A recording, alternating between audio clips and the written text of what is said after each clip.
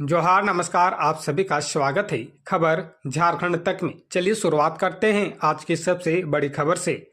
Barcelona पहुंचे हेमंत, भारतीय प्रवासी उद्यमियों को निवेश का दिया आमंत्रण।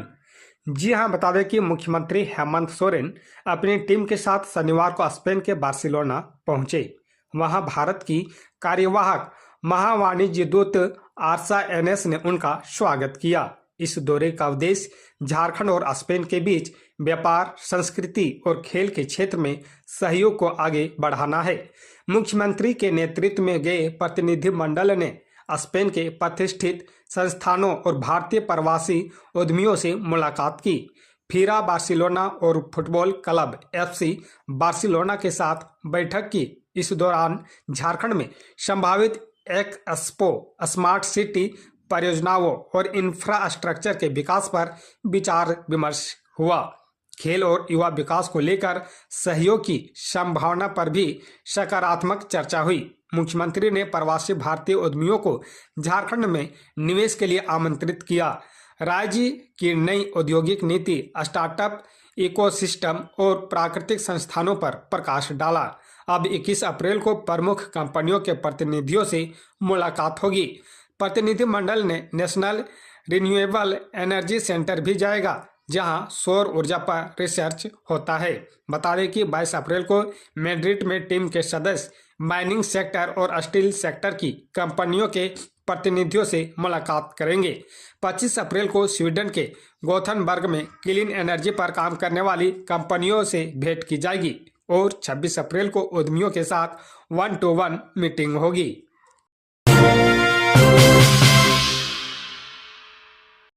₹1 प्रति यूनिट तक महंगी हो सकती है बिजली, घोषणा 30 अप्रैल से पहले। जी हां, बता दें कि झारखंड में नए बिजली टैरिफ की घोषणा 30 अप्रैल तक कर दी जाएगी। झारखंड राज्य विद्युत नियामक आयोग द्वारा इसकी तैयारी की जा रही है। सूत्रों ने बताया कि नए टैरिफ का ड्राफ्ट अंतिम चरणों में है। आयोग 30 अप्रैल तक इसे हर हाल में घोषित कर देना चाहता है, ताकि 1 मई से टैरिफ प्रभावी हो सके। इधर JBVNL भी नए टैरिफ का इंतजार कर रहा है।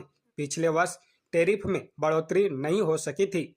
JBVNL ने झारखंड के घरेलू उपभोक्ताओं की बिजली दरों में प्रति यूनिट ₹2 बढ़ाने का प्रस्ताव दिया था। वर्तमान में शहरी क्षेत्र के घरेलू उपभोक्ताओं की बिजली दर ₹6.65 प्रति यूनिट है, जिसे ₹8.65 प्रति यूनिट करने का प्रस्ताव दिया गया है। वहीं फिक्स्ड चार्ज पर भी ₹100 प्रति माह से बढ़ाकर ₹200 प्रति माह करने का प्रस्ताव दिया गया था। JBVNL के टैरिफ प्रस्ताव पर आयोग द्वारा जन सुनवाई की प्रक्रिया मार्च माह में पूरी कर ली गई है। जन सुनवाई पर आई आपत्तियों का जवाब JBVNL आयोग को दे चुका है। अब टैरिफ का अंतिम रूप दिया जा रहा है। सूत्रों ने बताया कि इस वर्ष बिजली टैरिफ में 50 पैसे से लेकर ₹1 प्रति यूनिट तक बढ़ोतरी होने की संभावना है।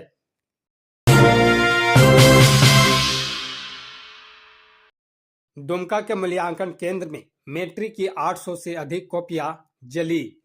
जी हां, बता दें कि झारखंड एकेडमिक काउंसिल द्वारा ली गई मैट्रिक परीक्षा की लगभग 800-900 कॉपियां दुमका के एक मूल्यांकन केंद्र में जल गई है। इनमें से 200-250 कॉपियों का पूरी तरह से जलने की बात सामने आई है, जबकि शेष कॉपियां आंशिक रूप से जली हुई बताई जाती है। राहत की बात यह है कि जली हुई कॉपियों का मूल्यांकन कर लिया गया था और उन्हें अलग कमरे में रखा गया था। वहीं एक अन्य कमरे में वैसी कॉपियां रखी गई थी जिनकी जांच कर मूल्यांकन किया जाना था। प्रारंभिक जांच में पता चला है कि साजिश के तहत इस विद्यालय के उसी कमरे को टारगेट कर आग लगाई गई थी जहां उत्तर पुस्तिकाएं रखी गई थी। इसके लिए भवन के पीछे लोहे की खिड़की के गैप से मोबिल डीजल जैसा ज्वलनशील पदार्थ डाला गया और उस गैप में प्लास्टिक आदि डाल दिया गया, ताकि आग सुलगते हुए उत्तर पुस्तिकाओं को जला दे।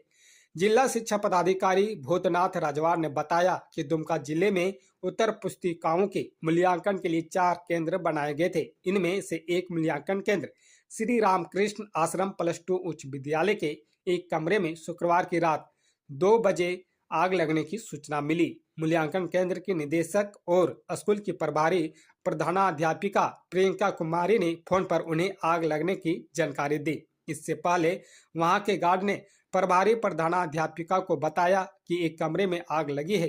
प्रधानाध्यापिका के अलावा कुछ शिक्षक स्कूल पहुंचे थे।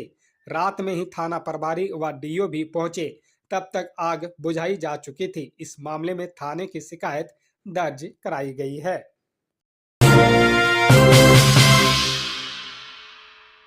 सरायकेला के डीसी रविशंकर शुक्ला को प्रधानमंत्री पुरस्कार।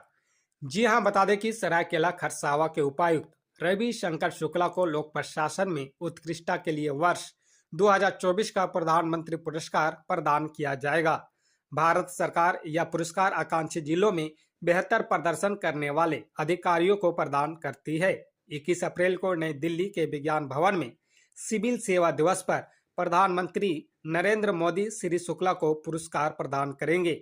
इसके पहले लगातार 2 वर्ष गुमला जिले के उपायुक्त सुशांत गौरव व कर्ण सत्यार्थी को लोक प्रशासन के क्षेत्र में बेहतर कार्यों के लिए प्रधानमंत्री पुरस्कार से सम्मानित किया जा चुका है।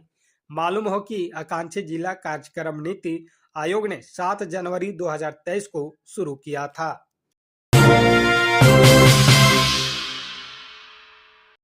ऐसे व्यक्ति को तुरंत लोकसभा से बर्खास्त करे, निशिकांत दुबे के खिलाफ स्पीकर ओम बिरला से हुई मांग।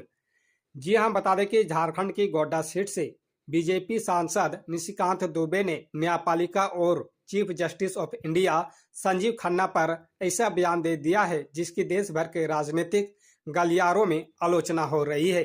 बता दें कि इस पर झारखंड सरकार में मंत्री और कांग्रेस नेता इरफान अंसारी भी भड़क उठे हैं। इरफान अंसारी का कहना है कि संविधान को मानने वाले बीजेपी के नफरत के मंसूबों को कामयाब नहीं होने देंगे। दरअसल इरफान अंसारी ने सोशल मीडिया प्लेटफॉर्म एक्स पर पोस्ट कर लिखा, भाजपा देश को धर्म, जाति सहित कई वर्गों में विभाजित करने का प्रयास कर रही है, लेकिन हम संविधान को मानने वाले उनके नफरत के मंसूबों को कभी कामयाब नहीं होने देंगे। निशिकांत दुबे पर हमला बोलते हुए हेमंत सोरेन सरकार में मंत्री इरफान अंसारी ने आगे लिखा, न्यायपालिका द्वारा कही गई हर बात प्रत्येक भारतीय नागरिक के लिए एक लकीर के समान है। निशिकांत दुबे जैसे लोग हैं जो समाज को तोड़ने का प्रयास करते हैं और तानाशाही का परिचय देते हुए खुद को संविधान और न्यायपालिका से ऊपर समझते हैं। वहीं इरफान अंसारी ने आगे लिखा, भारत के मुख्य न्यायाधीश के प्रति की गई टिप्पणी न केवल निंदनीय है बल्कि संवैधानिक मूल्यों और न्यायपालिका पर सीधा प्रहार है। अध्यक्ष ओम बिरला से आग्रह है कि ऐसे व्यक्ति को लोकसभा के सदन से तुरंत बर्खास्त करें।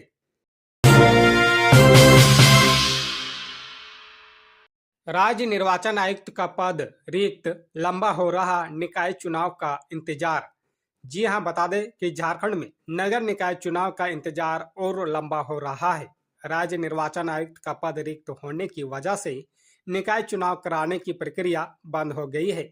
अप्रैल के अंतिम सप्ताह में मुख्यमंत्री के यूरोप दौरे से लौटने के बाद ही राज्य निर्वाचन आयुक्त की नियुक्ति संभव है। नगर निकाय चुनाव कराने के लिए उच्च न्यायालय द्वारा पूर्व में दिया गया 4 महीने का समय 16 मई को पूरा हो रहा है। मौजूदा परिस्थितियों में यह लगभग तय हो गया है कि उक्त अवधि में नगर निकाय चुनाव कराया जाना संभव नहीं है। ऐसे में राज्य सरकार न्यायालय से चुनाव कराने के लिए और समय मांगेगी। मालूम हो कि 24 मार्च को डॉक्टर DK तिवारी का कार्यकाल पूरा होने के बाद से यह पद रिक्त पड़ा हुआ है।